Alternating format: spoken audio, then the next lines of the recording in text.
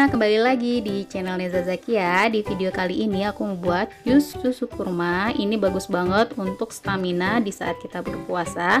Nah, bahan-bahannya aku pakai 250 ml susu fresh atau bisa juga pakai susu ultra. Dan aku pakai 7 buah kurma. Ini udah aku rendam dengan air di dalam lemari es selama 5 jam ya.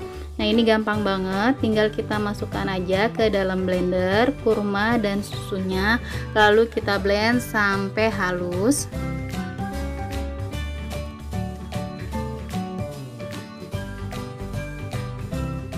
Kita blend sampai halus. Kalau misalnya teman-teman nggak suka ada kulit kurmanya, itu bisa disaring, tapi kalau aku nggak pakai, aku saring lagi karena ini emang enak banget dan nambah stamina di saat kita berpuasa, dan bagus banget untuk ibu menyusui dan ibu hamil ya.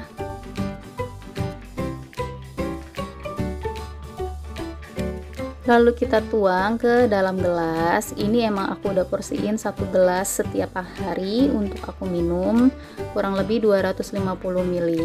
Ini enaknya diminumnya dingin-dingin kayak gini karena ini udah masuk kulkas susu dan kurmanya, jadi kita siap minum aja. Kalau yang mau lebih dingin lagi bisa ditambah batu es.